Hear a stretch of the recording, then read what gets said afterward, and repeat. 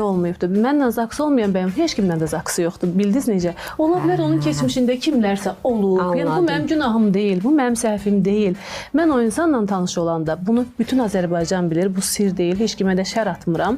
Yəni hamı bilir ki, başqa bir xanım müğənni vardı həyatında. Onlar artıq ayrılmışdılar. O xanımın həyatında başqa bir bəy vardı və mən bu insanla tanış oldum. Yəni bir ailə dağılıbsa buna səbəbkar niyə mən oldum? Mən axı çox-çox sonradan gəlmişəm bu mövzulara, bu yerlərə, bu insanın həyatına. Yəni mən buna sonuncu dəfə sizdə açıqlama verdim. Və bir də istəmirəm, ümumiyyətlə bu mövzular haqqında mənə sual verilməsini belə istəmirəm. Yəni çünki çürüdükcə çürüyür, yəni uzandıqca uzanır bu məsələ və heç kim istəmir bunu bağlasın. Bilmirəm insanlar nə qədər də açıqlama versən, beynindəkini düşünürlər. Dağıtmısan da, bunu eləmsən də.